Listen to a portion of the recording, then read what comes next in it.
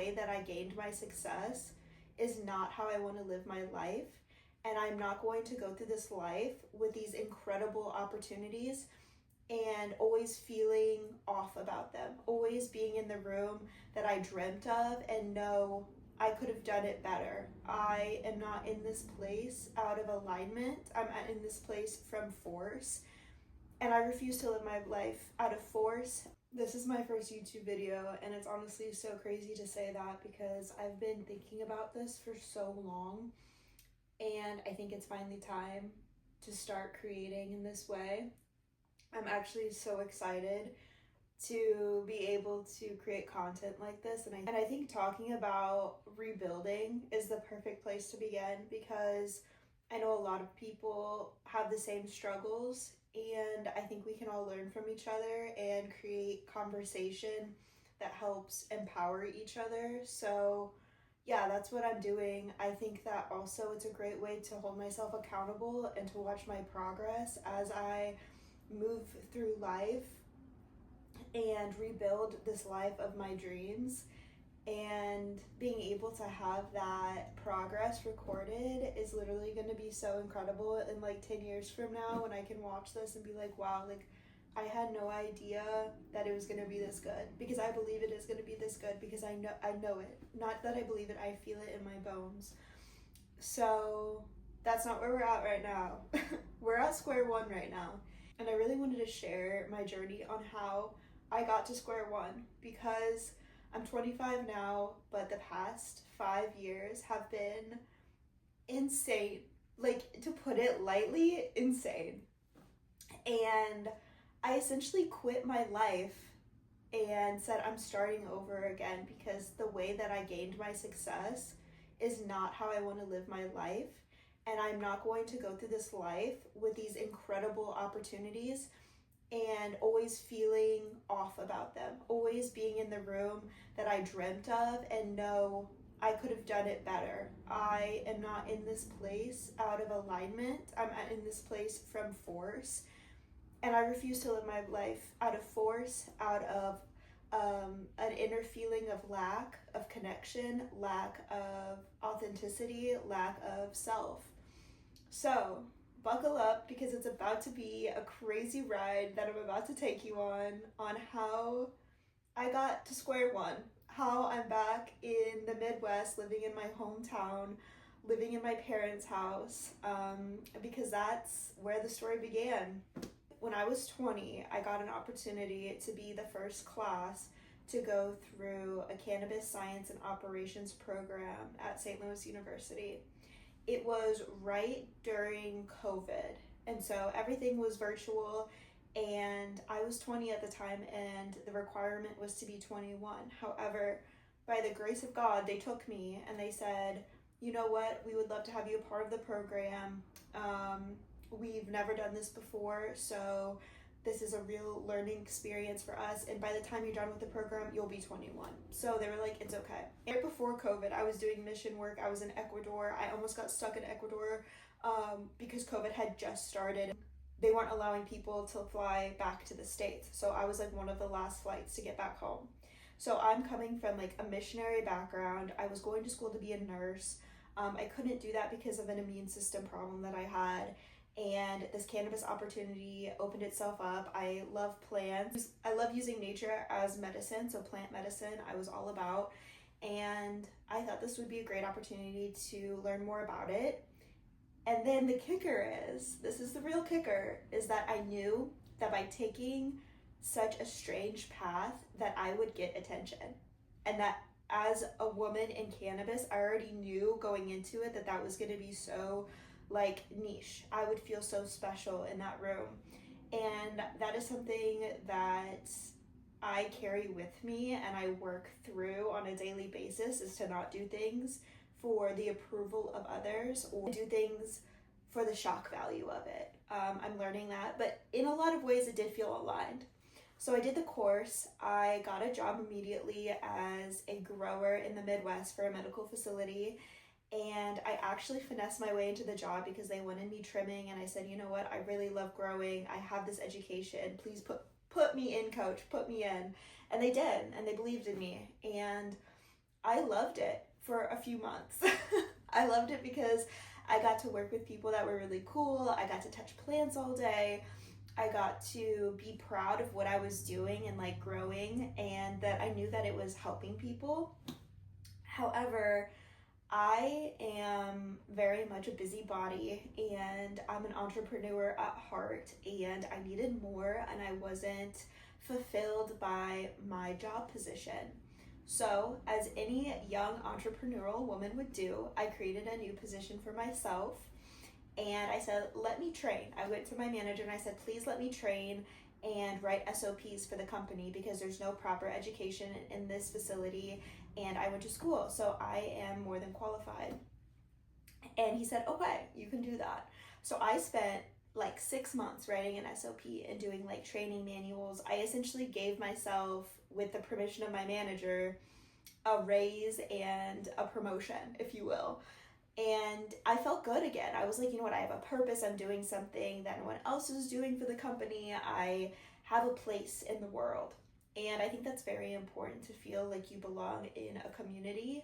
I think just from like a human standpoint, to feel like you're offering something and that you have purpose. So I did that, and I realized that I could only go so far in that company, and that there were a lot of things going on from the management side that I was very unhappy with.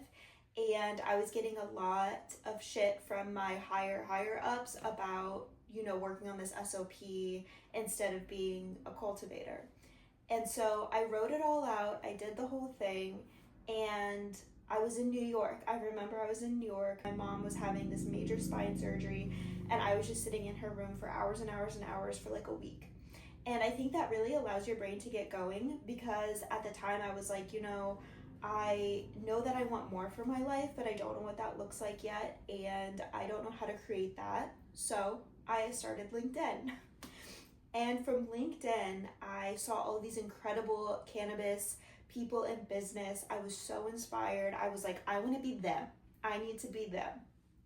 And I don't know how I'm going to do it, but it's going to happen. And I felt it in my chest. There's this one specific post that this man who lived in California, he was like mid 30s, and he was on this orange couch at this cannabis convention, and he looked so cool. He looked like he was having the time of his life. I was like, I need to be that. I need to be this boss woman that owns her own company and that is like, has all of this attention on her for being a woman in cannabis. And I saw it and I felt it in my bones. And I don't think that I've ever felt such a strong inclination in my life of what I wanted. And after that, I was like, nothing's gonna stop me. I started LinkedIn. I started posting on LinkedIn. I started posting about my SOPs, and they blew up. And all of my attention was like growing my LinkedIn following.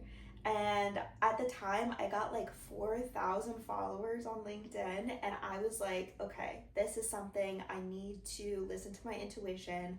I had quit that job where I was writing SOPs because I was like, I just don't feel aligned anymore. I feel like I need to be this boss woman, and I'm going to do anything to get there as fast as possible. And that's where I fucked up, because I didn't know how damaging that could be when you're manifesting from a place of lack and desperation and doing it as fast as possible, as hard as possible.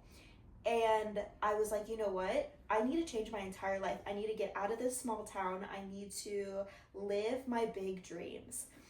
And honestly, I can see now from the standpoint, it was literally just a younger version of myself who was so scared that it would never happen, that I had to feel like I had to push so hard to get there. So I started with the LinkedIn, and I was like, you know what? I started pushing myself in different areas of life. I was like, I need to make money. I need to make it fast. I'm going to be a server. And I had never served a day in my life. I was freaking terrified. I was terrified. I was like, my hands were like shaking for the first week of serving. And I was like, I have to do this. I have to do it this way. And on top of that, I need to be skinny. I need to be literally I need to be a sliver. I need to be a sliver of a human being. and I will do anything to make that happen. And so that led into a lot of eating disorder behaviors and patterns and struggles with my weight. The number on the scale as a game, and that's never a good thing to do because your body and your health is not a game. And I learned that the hard way. I had so many skin problems from it. I had digestive issues. Like literally my body was a wreck, and I just kept pushing harder because I was seeing my followers increase. I was seeing the opportunities I was getting increase.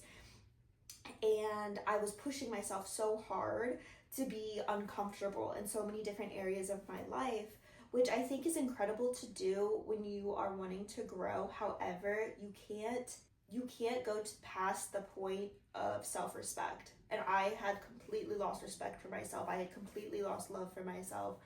I was like in this desperate energy to get exactly what I wanted, and it led me down a crazy road. Following was growing, I was making money, I had started a company, I started an S Corp, which I didn't know was like the worst decision ever, tax purposes, and as just literally a single girl starting a company, you want to do LLC. That's free business advice. Start with an LLC, not an S Corp. But I didn't know that. I was like, you know what? I'm going to do whatever it takes. I'm going to be the biggest, the best, okay? And there was this convention in Vegas, and I was like, I have to go. And this was like so important to me. And so the first year I wasn't able to go, but this need to move as fast as possible, I got in business with a not so great person. They lived in California, and he looked like he had a lot of money. And you know what? I wasn't going to judge his after school activities. I just saw that whatever he was doing, he was quote unquote successful in it because of the cars that he was driving and the experiences he was having in California. That I was like, you know what? I am going to do this for a small amount of time to be able to get the money that I need, and then I'll leave. And those were my famous last words, because on the phone with him, first, it was such a struggle to get on the phone with him. And literally, I think the most important thing is to know when you are in business with someone, the first interaction is going to tell you, be a telltale sign of how that relationship is going to work. It took me like 6 times to get on the phone with this man. And I should have saw right there that the instability was going to continue throughout our working relationship. And when we talked for the first time, he blatantly said, I don't care what you know, you're pretty, you're gonna be able to make the sales, which was crazy. Immediately had a pit in my stomach, and I ignored it because I thought, you know what, I'm gonna make my money and I'll leave. I'll get my success, I'll meet the people I need to meet and network with, and then I'll leave. And by joining my company with his, I would be able to open my door, my networking door, even wider. He's paying for my airfare, he's paying for my food, he's allowing me to travel across America to go to these networking events, to meet people I never would have been able to without him. And that was another mistake of mine, to think that I needed a man to be able to create success for myself in the way that I want success. But I didn't care. I didn't look at that. I thought, you know what, I'll make my money and I'll leave. So I joined forces with this man, and I went to an event in Long Beach, and he was going to meet me there. And it was a crazy time. When I met him, I thought I was meeting a cartoon character. I was like, there's no way that this man is real. Like, it was just such a crazy experience to be thrown into. It was culture shock. Like, seeing people from LA, seeing how they lived, seeing what kind of cars they drove. Like, he kept his G-Wagon out front in the hotel. Like, they never put it away. And to see how people treated him was crazy. It was crazy. They respected this man so much, but it was only because he looked like he drove really nice cars. It looked like he had a lot of money. It looked like his muscles were huge and like he worked out a bunch. But it was all fake. It was all phony. It was all a show. And the cars were rented. The clothes were real, but they were gaudy as a lot. They were a lot to handle. It was like the type of thing where it's like Gucci on a sweater, like 5 times large. Like, this man wore fur coats to the club. This man like didn't actually work out. He just got shot up with a bunch of shit to make it look like he did. He took a cameraman wherever he went with him, like to the gym, to his house, to his haircuts, to, oh my God, it was insane. To every work event, he had a cameraman. And I was like, you know what? I'm gonna look past it. This really isn't who I want to be necessarily, but it definitely did allow me to have a mirror to my own insecurities, because he was so incredibly insecure. And so was I. I mean, I'm still working on that, but like to see that as a mirror in front of me in such an extrapolated way, I was like, holy shit, like what am I doing with my life? So I ended up moving out to California because I was making money, and I was flying all over the place, and I wasn't happy. I wasn't happy. At the end of the day, I wasn't happy. But I kept going because I was like, you know what? I'm going to get my dream car. I'm going to get my dream this. I'm going to get my dream that. And you know what? My manifestation board, I was checking that shit off so fast. I was like, you know what? It doesn't matter, because I got the picture that looked like this, and this is exactly what I wanted it to look like. And I wasn't taking care of my soul. I wasn't taking care of my mental health. And I felt it struggling so much. And after I moved out to California, I did a few events with him, and they were always such a crazy, like insane time. I could go very in depth about these story times, but the general census was, it never felt right.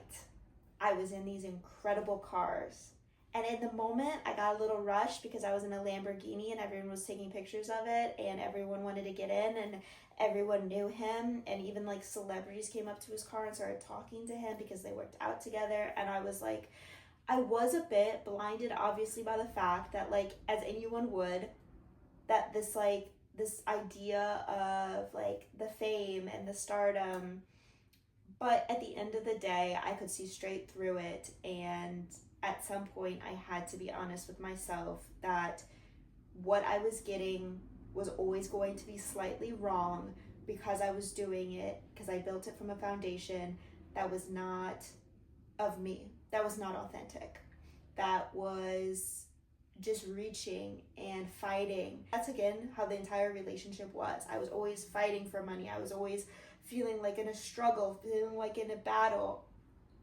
And then I went to an event by myself, and it was in LA. I was dressed exactly as the dream version of myself would be dressed. I was carrying myself exactly as that person would.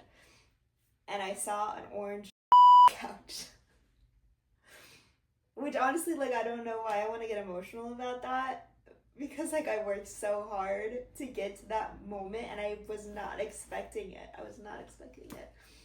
And I had my pictures taken at this orange couch. And when I got home, I looked at it and I said, I did it. I'm her. I that feeling that I felt in my chest 2 years back in New York, it happened. And at that event, I had a friend take too much THC, and she went into psychosis, and she thought she was God. And I barely got out of that event alive. Like, I was throwing up because whatever was at that event was so strong. And this was like a business only event, like no general public was allowed in. So I don't know if they were like jacking up all of like the THC percentages or the amounts that they were giving everyone, because they were like, oh, this is an industry event, they'll be able to take it. But that event like made me so sick. And I was like, it's not supposed to be like this. It's not supposed to be like this. And then I went to their event in California, and the guy that I was working with, he rented out this huge mansion in the hills. And I was like, this is beautiful. This is incredible. And I walk in, and you can see the entire city, and it's like 3 floors high. There's a grand piano. There's a pool table, literally a wraparound deck. It was stunning. And yet, I felt in my heart, it's not supposed to be like this. It's not supposed to be like this. the Airbnb host was also staying in his house, like in a secret area, and he was weird. All he got there, he like came out with like all of these like photo books, and he was like bragging how he dated Angelina Jolie and like bragging about his good old days. And then he started flirting with the guy that I work with, his assistant, who was 20 years old, and he was trying to sleep with her, and I was like, what is happening? And later that night, by myself in the living room, looking over this beautiful scenery, and just downstairs, this Airbnb host was trashing women to the guy that I was working with about how they don't have any value past a certain age and how they're all gold diggers and how they should just be used, and once they're used up, they need to be thrown out. Like, I felt in my heart, I was like, I'm supposed to be here, but not in this room, not with these crazy ass nasty men. Like, this is not who I am at my heart.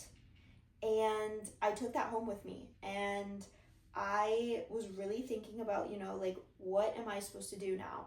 I have the money. I live in California. I have the photos that I've dreamed of for the past 2 years. And I feel like shit. I genuinely feel like shit. And the breaking point for me, I went out of town for an event and for a few meetings. And I realized that not only am I risking my mental health, not only am I risking my authenticity, or that I have pushed that aside for these monetary values, I was also risking my life. And I think I finally woke up. I cried on the way back home. It was a 5-hour flight back, and I had never felt so shallow, so empty, so hollow in my entire life. And I said to myself, this is against who I am as a person, and I will not continue for a second longer. And I don't know how I'm going to live in California without this job, but he did everything to try to make me stay. He offered me my dream car. He offered me a new place. He offered me money. And at the end of the day, I thought to myself, when I get my dream car, it's going to be because I earned it. It's going to be because I was doing exactly what my life mission is supposed to be, whatever that is. And that's how I get my dream car.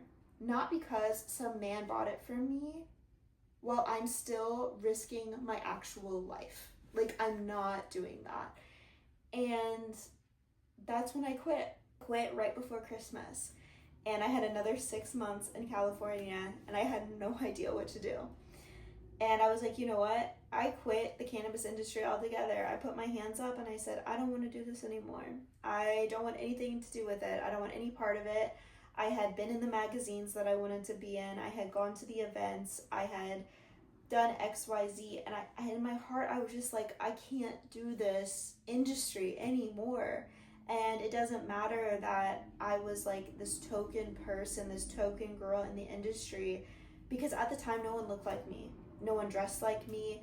I was very like professional in this industry. And I think that a lot of times I was a shock value to these CEOs that I was shaking hands with, and these presidents and these founders. And I really loved that. That was a great stroke to my ego. And I felt like I was someone special. But at the end of the day, it doesn't really matter, because it matters how you feel about yourself, not what others think. And I really had to live that lesson to learn it. And I was like, okay, I'm only following my true, authentic path.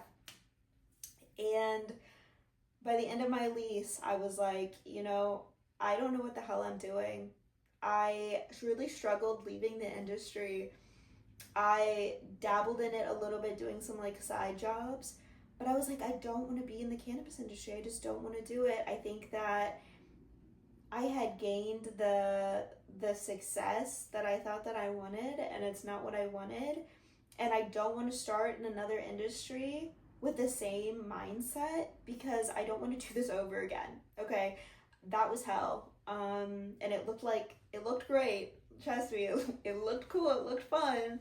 And it was. I mean, there's a lot of parts that were cool and that were fun and that I really value, and I would never take any of those experiences back. But it was time to move on.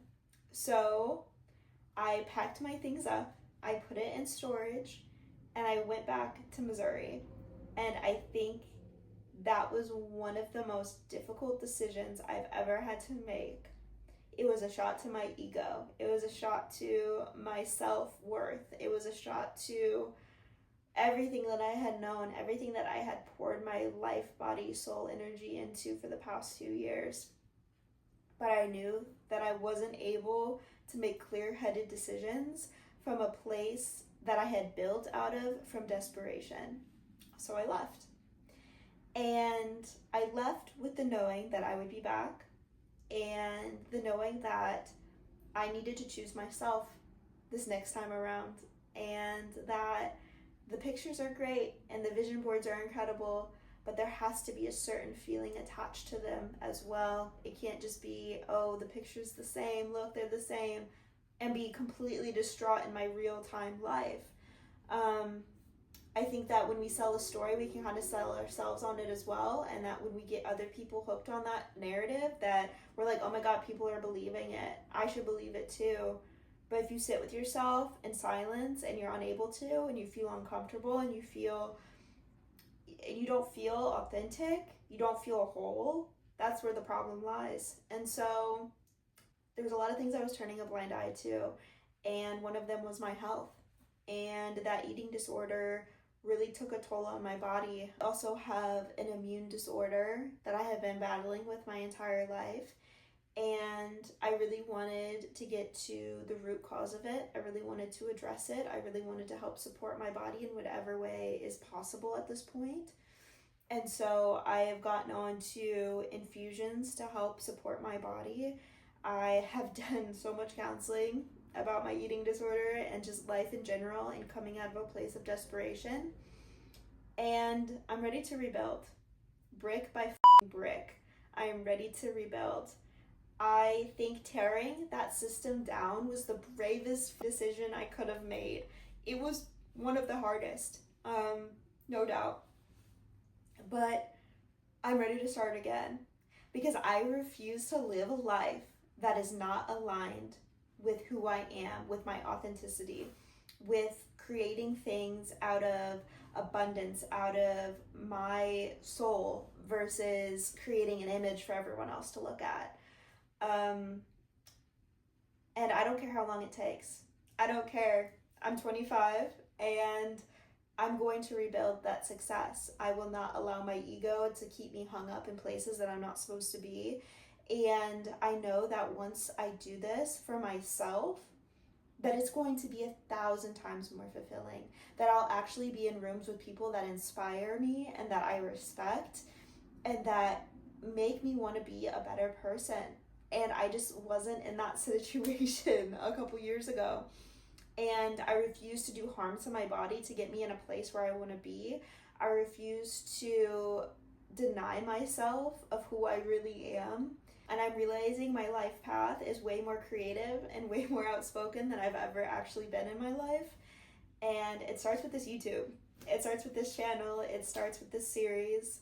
I'm doing my first dinner party in St. Louis in November this month. I'm doing a Friendsgiving, and it's going to be inviting a bunch of different strangers together. First, it's going to be all women, and then I'm going to do co-ed in future events. Really about bringing community together. It's about being able to network in a way that feels aligned and authentic. It's also allowing me to be more creative than I've ever been, because I love being creative. I love being able to make a moment and make it feel magical. And I think that food is such an incredible way to bring people together, and just creating an energy that makes people feel welcomed, that makes people feel like, oh my God, I'm here, I'm aligned, I'm meant to be here. And I don't know, I'm really excited about where this is going.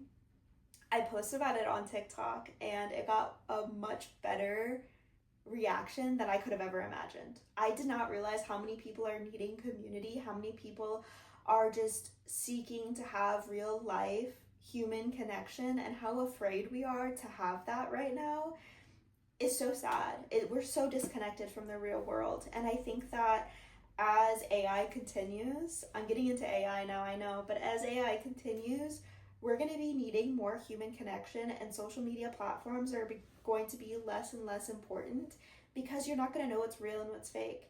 And I mean, looking at trends in LA, they have clubs where you have to put your phone away, you have to lock it up, and then you go into this experience with all of your senses open and alert versus like always being so shut off on your phone and trying to get the perfect photo moment, like not even having that as an option, which has really inspired me for, more human connection. And I'm starting in St. Louis, and I'm gonna see where it takes me. The next videos coming up is going to be that process of me actually setting up for the dinner party, and I'm really excited about it. I feel really good.